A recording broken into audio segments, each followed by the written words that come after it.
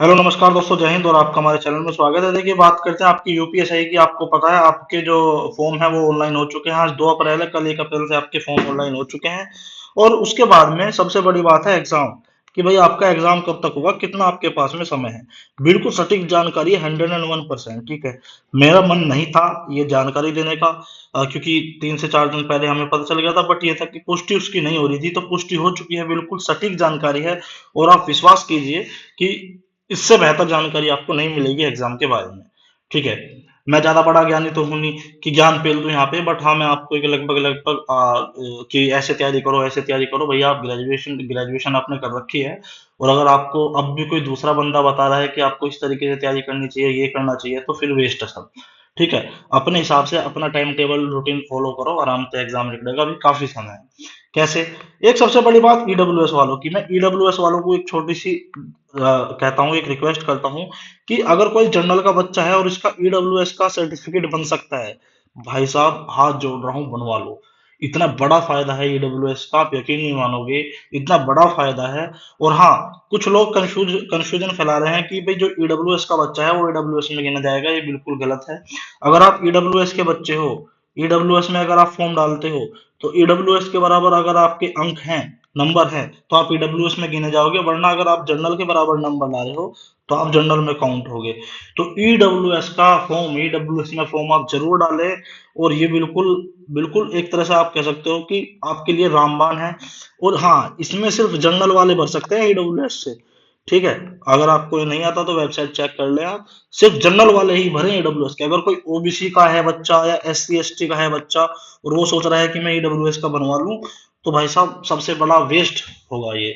और अगर आपने ईडब्ल्यूएस से नौकरी ले भी ली और किसी ने शिकायत कर दी कि आप एससी से हो, एसटी से हो, ओबीसी से हो, तो बहुत प्रॉब्लम हो जाएगी। और ईडब्ल्यूएस का सिर्फ जनरल वाले ही भर सकते हैं। और भाई जनरल वालों, ईमानदारी से बता रहा हूँ, ईडब्ल्यूएस में डाल के ये सोच लेना कि तुमने ओबीसी में डाला है, अब इशारे इशारों में समझ जाओ बात। इतना फायदा है, इतना फायदा है इससे ज्यादा।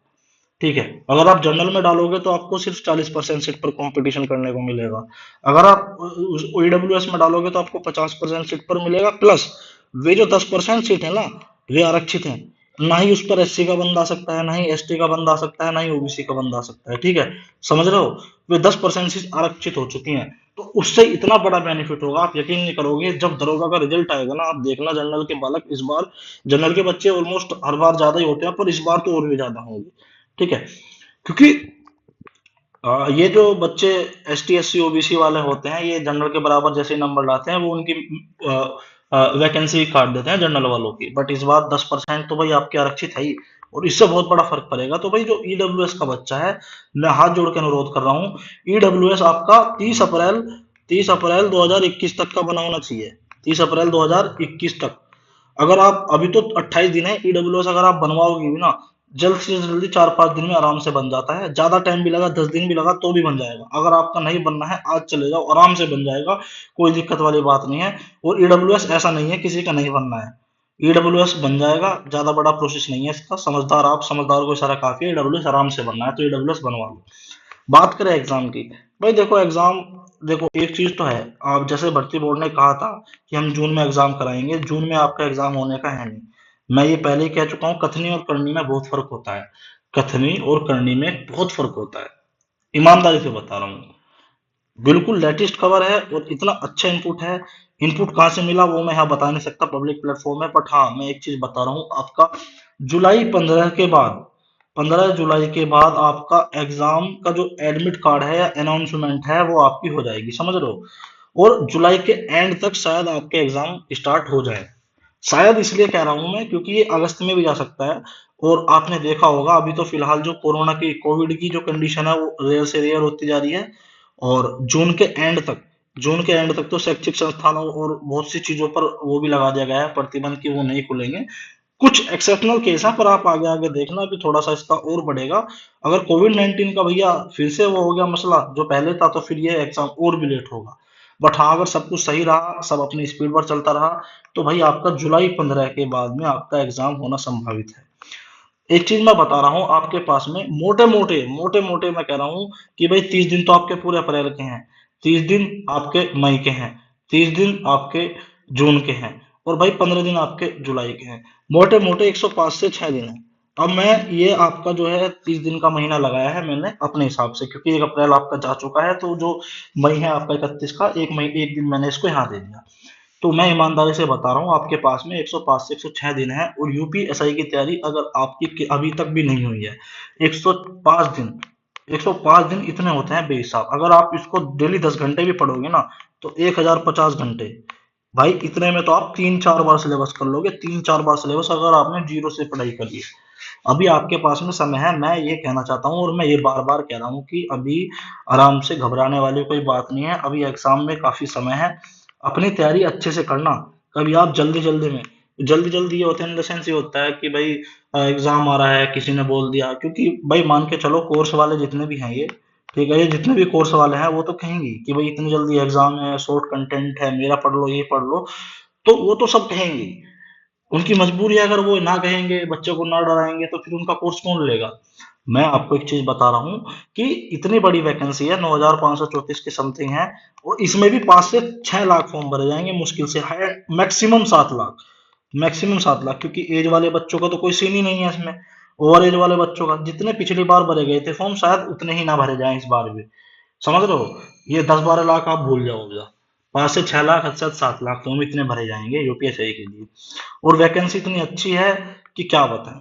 तो भाई जल्दी जल्दी में कभी आप सोचो कि भाई जल्दी एग्जाम है, तैयारी कर ले, ये कर ले, वो कर ले, तैयारी करो, आराम से करो, अच्छे से करो, सिलेबस अच्छे से करो।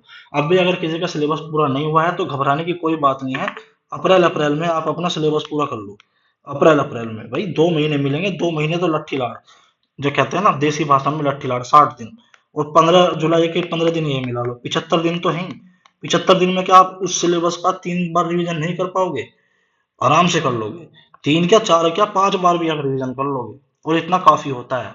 ठीक है, ये लास्ट के 15 दिन में आप ये सोच लो, लास्ट के 15 दिन में आप मॉक पेपर लगा लेना, मॉक पेपर लगा लेना ज्यादा करोगे तो मैं आपको ये कह रहा हूँ कि पहले सिलेबस करो अच्छे से, और कुछ लोग मॉक पेपर लगा रहे हैं पहले ही, ऐसा पहले अपना सिलेबस करो अच्छे से, सिलेबस अच्छे से करो, फिर अपने मॉक पेपर लगाओ यार, अभी बहुत समय है, घबराने की कोई बात नहीं है।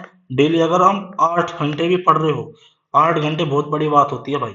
ठीक है, 4-5 घंटे अगर आप एक अच्छी क्वालिटी, क्वालिटी का मतलब ये होता है कि आप फालतू का टाइम वेस्ट नहीं कर रहे हो, ठीक है, क्वालिटी स्टडी कर रहे हो, तो इतना भी काफी है। डिमोटिवेट मत हो भाई, इतना बड़ा एग्जाम नहीं है, वनडे एग्जाम ही इसीलिए है। वनडे एग्जाम क्यों रखा गया है, इसको इसलिए रखा गया है, घबराओ मत।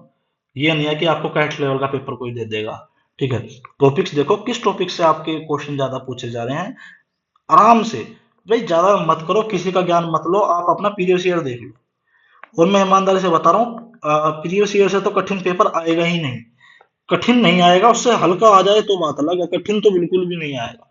2016 का जो पेपर का लेवल था बहुत अच्छा था, उससे कठिन अगर आ गया ना पेपर 2016 का जैसा, उससे भी कठिन पेपर आ गया, तो भाई ये मानो तुम 3,000 वैकेंसी, 3,000 दरोगा भी नहीं मिलेंगे, 3,000 दरोगा भी, क्योंकि जो क्रीमी लेयर है ऑलमोस्ट बाहर है एज में, एज वाले मुद्दे में, एज की छूट से बाहर है वो। और बहुत से लोगों को बुरा लग जाता है, भाई अब तुम 6 तारीख को देख लेना, 6 को भी कुछ नहीं होगा। मतलब अगर सरकार को अगर इसमें कुछ देना होता तो सरकार पहले ही घोषणा कर देती। ठीक है, ऐसे ही 2016 में हुआ था, जब भर्ती आई थी, लोग हाई कोर्ट गए थे, हमें एज में दो, हमें वो दो, फॉर्म चल गए, फिर वे कोर्ट गए, फॉर्म भी चलते रहे, एग्जाम भी हो गया, अब बाद में पता चला तुम लोग पिट के बैठे गए। तो मैं आपको एक चीज बता रहा हूँ, हमेशा से मैं एक चीज कहता आया हूँ कि भाई अपनी तैयारी पर फोकस करो अच्छे से, अच्छे से सब्जेक्ट करो, जल्दबाजी मत करना।